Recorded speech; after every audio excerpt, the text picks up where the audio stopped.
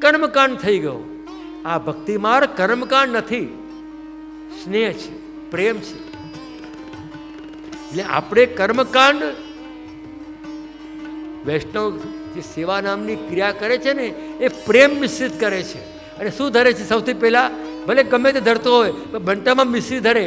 Mishri, miss એટલે બહાનું, કોઈ પણ રીતે પ્રભુને મળવું. પ્રારંભમાં વૈષ્ણવ શું કરે કે જે મિશ્રી ભોગની આજ્ઞા આપો.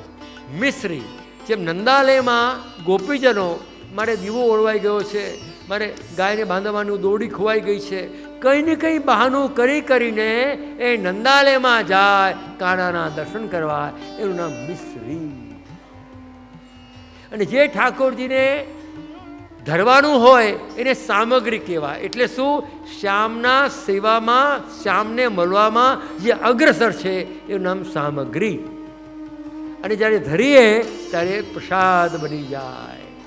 આપણે ધરીએ, આપણા ઠાકોર ધરીએ, આપણી કમાણીનું ધરીએ. પાસંડેક પ્રયત્ન શું કૃષ્ણ એવ. કેમ કૃષ્ણની આટલી બધી આવૃત્તિ? આનંદમય અધિકરણમાં આનંદની આવૃત્તિ કરીને સિદ્ધ કર્યું કે પ્રભુ આનંદરૂપ છે. એ વારંવાર આવૃત્તિ કરી છે. કૃષ્ણ એવ ગતિ, એ બાજુ જ મારે જવું છે કે જ્યાં કૃષ્ણ છે. અરે હનુમાનજી જેવા હનુમાનજી, પેલો સીતાજી હાર આપ્યો તોય તોડી નાખ્યો, રામ ક્યાં છે? હે, કારણ કે હનુમાનજી છે છતાં બી હનુમાનજી એટલે હનુમાનજી. પણ આપણે એવું ના કરીએ. સંદાસ ચોપડાને કોઈએ ભેટ મોકલાવી તો ગુસાઈજીને મોકલી આપી. કેમ કે કોઈ વૈષ્ણવ મને ઠાકોરજી માટે મોકલાવે તો હું શા માટે લઉં? ગુસાઈજી લઈ શકે, વૈષ્ણવને પૈસા ના આપી શકે.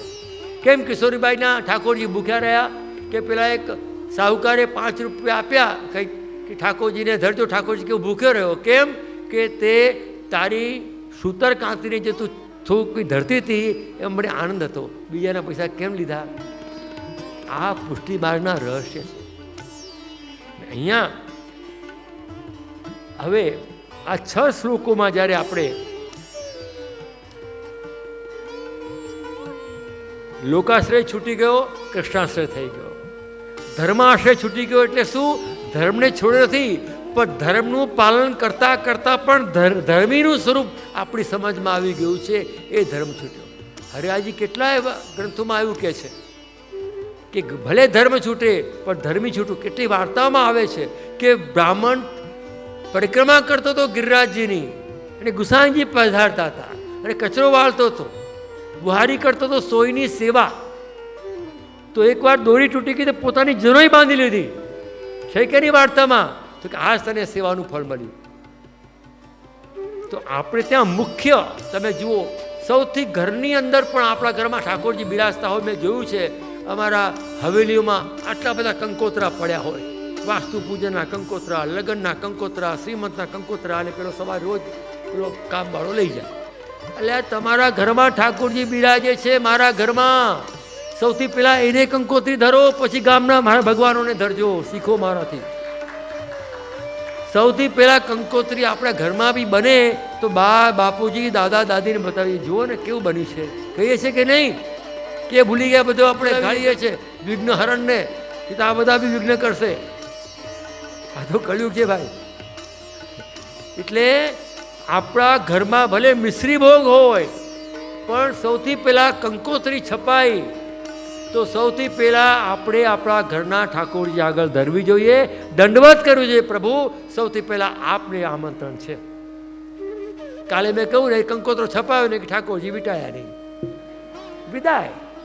ખાલી સમારંભ નથી ગોપતા, એટલું જ, વિદાય. એટલે સૌથી પહેલાં ઠાકોરજીને કંકોત્રી ધરવાનો આપણે રિવાજ પાડીએ. લોકોને તો આજે કંકોત્રીમાં તો ચાંદીના વાટકાઓ આવે છે, સૂકો મેવા આવે છે, આટલા મોટા બોક્સ આવે છે હવે તો શેઠિયાઓને ત્યાં. પણ ઠાકોરજીને કંકોત્રી બી નહીં આપણા ઠાકોર. કેમ કે મને હે ભગવાન મારો ઉદ્ધાર કરજો, મને લઈ જજો લીલાવા, વિમાન મોકલજો. એટલે દાણા ઉપર રાખ્યો ને આટલી બધી આશાઓ. હે, તમારા ઘરવાળાને ખાલી સિંગ દાણા પર રાખો અને મને સંતોષ નથી આપતો, મને સુખ નથી આપતો, મારું કવર કરતું નથી, એનાથી અતૃપ્ત છું, મને બહુ મજા નથી આવતી, કંટાળી ગઈ. આ તો અશક્ત બહુ લાકડી લઈને 40 વર્ષના ઉંમરમાં ચાલે. હવે સિંગ દાણા પર માણસ ચાલે કેટલો? વિચાર કરો તમે. હવે ઠાકોરજીને સિંગદાણા ધરવા છે ખાલી, અને કે ભગવાન જે અનુભવ ક્યારે બતાવશે? એટલે મને અનુભવ બતાવવાનું મન થતું નથી, ભગવાને ગાંધી થાય. શું લાગે તમને? સાચી વાત છે કે નહીં? હવે તો કોઈ તમને અપ્રશ્ન ઇન્કવાયરી નથી કરતું. હાથ ધોયા ન ધોયા, ના કોઈ ઘરમાં બી તમારી સાસુ બિચારી સુધરી ગઈ. હવે તો કોઈ કહેતું નથી કે બહુ બેટા શું કરે છે, અને બહુ પૂછી નથી શું કરું, જે કરવું તે કરે. તારા ધણીને, તારા છોકરાને, તારા ભગવાને તું જેમ રાખતું રાખ, રાજી રાખ. બસ હવે આપણો છેલ્લા પોઈન્ટ પર આવી ગયા છીએ બધા. તું રાજી રાખ છે કે નહીં? હા પાડો મારી વાત. બા તો હું એ જ કહું છું, ભગવાનને રાજી રાખો. શું લાગે છે? ઠાકોરજીને રાજી રાખો, છે કે નહીં? સાચી વસ્તુ આ છે. હવે આમાં છે ને, ખરેખર તમને કહું, આ ગ્રંથ બહુ કઠિન છે ખરેખર. જો બધી આચાર્યોની ટીકા લેવા જવું ને તો આપણે ચક્કર ખાઈ જઈએ. પણ હું હળવાશથી કેમ કહું છું કે પેલી હેમોપેથિકની ગોળી હોય ને એ બાળકને જલ્દી ખાઈ જાય, ઘડી લાગે. અને હવે તમે બધા છે ને અમારા સ્નેહીઓ છો, પ્રેમીઓ છો, મિત્રો છો, એટલે તમને હું સહજ પ્રેમની ભાષામાં આવી ગોળીઓ આપી રહ્યો છું સત્સંગના નામે, કે તમારે સુપાચ્ય બને, કડવી ના લાગે ને અસર કરે. અને કદાચ તમને કોઈ વસ્તુ અમારી યાદ રહે કે ન રહે, કોઈ ટેન્શન ના રાખતા.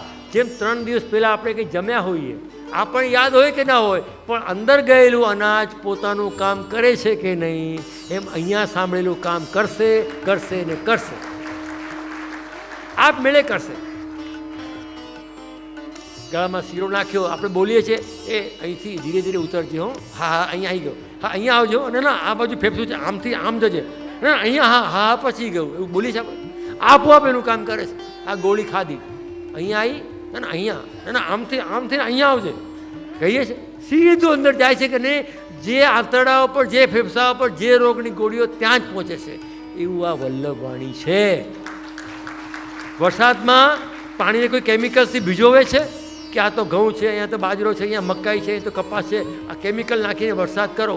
કેમિકલ ભૂતલ ઉપર જમીનમાં નાખવામાં આવે, પાણીમાં નહીં. એમ તો કૃપા તો જલ છે. કૃપા જલ દ્રકવૃષ્ટિ સમૃષ્ટ દાસ દાસી પ્રિયપતિ. તમે જુઓ વલ્લભના નામમાં ગુસાઈજી કેવા દર્શન કરે છે? આ કૃપા કરે છે. જુઓ તમે કે વલ્લભ માટે ગુસાઈજી આજ્ઞા કરે છે કે દાસ દાસી પ્રિયપતિ. જે વલ્લભના દાસ અને દાસી છે એના પતિ કેવા છે? પ્રિયપતિ છે. બોલો, પ્રિયપતિ. પતિ તો બધા ના હોય, પ્રિય હોવું મુશ્કેલ છે. આ તો દાસ અને દાસી બનીને રહો તો પ્રિયપતિ. અને આ પતિવ્રતા પતિ. મહાલક્ષ્મી બહુજી પતિના જેવું વ્રત છે જેનું, એવી સ્ત્રી, એવી પતિવ્રતા સ્ત્રી મહાલક્ષ્મી બહુજી પોતે પણ શું કહ્યું? પતિવ્રતા પતિ. પતિવ્રતાના પતિ છે, પણ પ્રિય કોને માટે આવ્યું? દાસ દાસી માટે. સમજો તમે મારી વાત? કેટલો ગુણાર્થ છે. હવે આગળના શ્લોક લઈએ. અજા મિલાદી દોષાણામ નાસ્કોનું ભવે સ્થિત યા પિતા અખિલ મહાત્મ્ય કૃષ્ણ એવ ગતિ. હવે અજામિલની વાત આવી, બહુ મજેદાર વાત છે. ભાગવતમાં તો અજામિલનો બહુ લાંબો સુંદર પ્રસંગ છે. અને હું તમને કહું કે હું કથા ઇત્યાદિ નથી કરતો, મને ફાવતું નથી.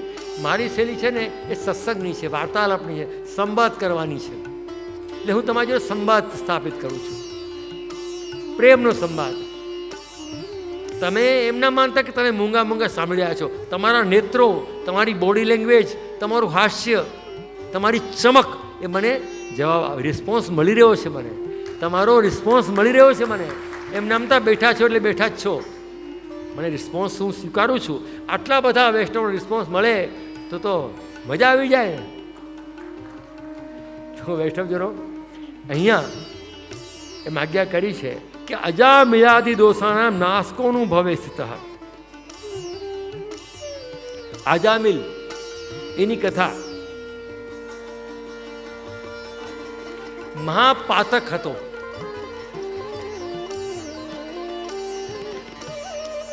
પરંતુ એ અજામિલ એની કથામાં આપણે નહીં જઈએ, સારમાં જઈએ કે એના દીકરાનું નામ નારાયણ. બરોબર છે ને? નારાયણ. હવે અજામિલ ઉપર પણ એના દોષ જોયા નથી. તો પ્રશ્ન થાય, તો આમાં મહાત્મ્ય જ્ઞાન કોનું અને વાત કોની? તો કે વાત છે અજામિલની અને મહાત્મ્ય છે નારાયણનું. સમજી લેજો. અજામિલ જેવા નથી થવાનું આપણે. પેલા ઘણા ભાઈ પેલા ડૉક્ટરે એક અમારા પ્રોફેસરે પ્રયોગ કર્યો મુંબઈમાં કે એક દારૂની એક ગ્લાસ ભરીને મૂક્યો અને અંદર કંઈ મકોડા કંઈ નાખ્યા, એ બિચારા બળીને ભસ્મ થઈ ગયા દારૂની અંદર. એ શીખવાડવા માટે કે જો દારૂ કેટલો ખરાબ છે કે મકોડા બી મરી ગયા, તો છોકરાઓએ અર્થ લીધો, એ પીએ એટલે બધા અંદરના મકોડા મરી ગયા. હવે એવા ઊંધા ઊંધા અર્થ લો તો શું થાય? વિચાર તો કરો. ઊંધો અર્થ, સીધો નેગેટિવ.